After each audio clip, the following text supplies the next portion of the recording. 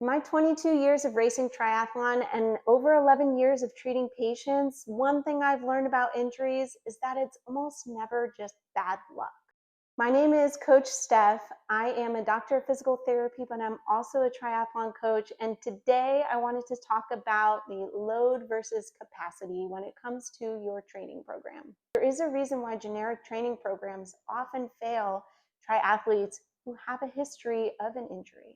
Think of your body's tissues like ligaments, muscles, bones, and think of it all as in one big bucket. So, like this bucket is the amount of stress that your body can handle.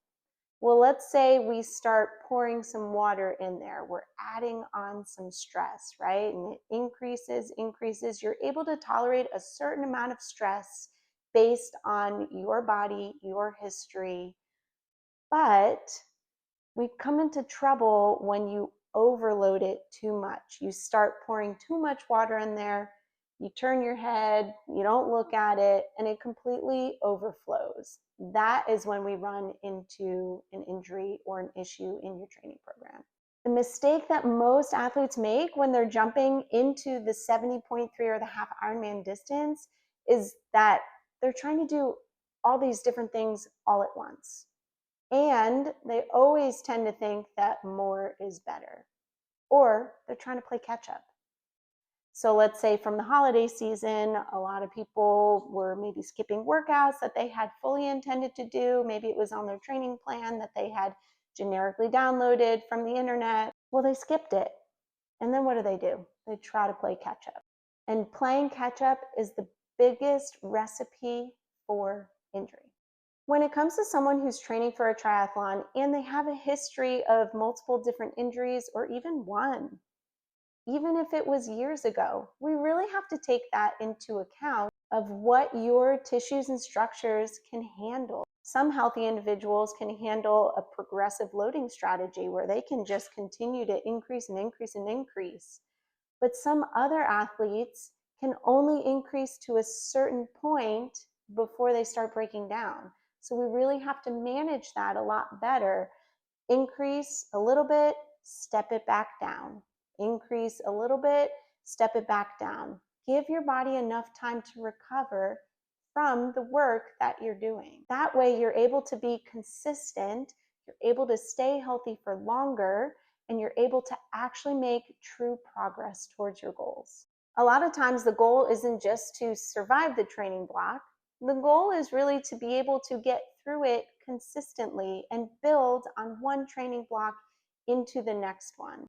I've worked with so many athletes that before coming with me, they were just not able to progress themselves because they always ended up in this injury cycle. They would progress, they'd do way too much, end up injured again, set you back. They think that they are back at the point where they were before they got injured, and so they just do kind of the same workouts again, get injured again, and the cycle just keeps going. And so here's what I like to teach my athletes through my training and programming. One, you don't always have to push through every single workout.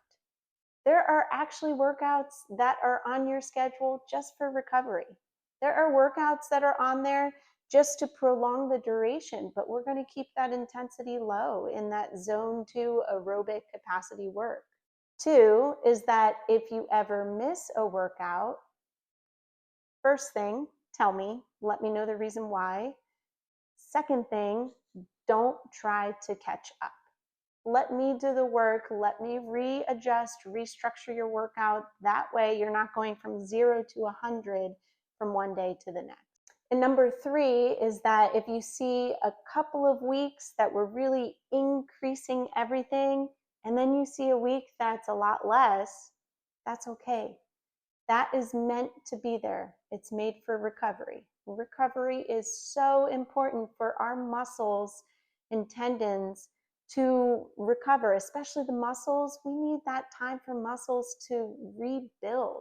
They actually rebuild when we're resting, not when we're working. So if you're planning on racing a half Ironman or 70.3 race this year and you're worried about staying healthy, I coach a small group of one-on-one coached athletes, and I personalize the training to fit their lifestyle based on what their injury history has been. and based on all the other needs that they may need encountering that training, and based on all the other things that they may need leading up to the event, like nutrition or strength training form or swim technique.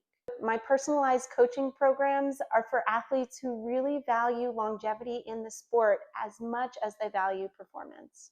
If this sounds like you, send me an email to reply. It's Stephanie@r3endurance.com. I'll put it in the show notes, and it's in my bio.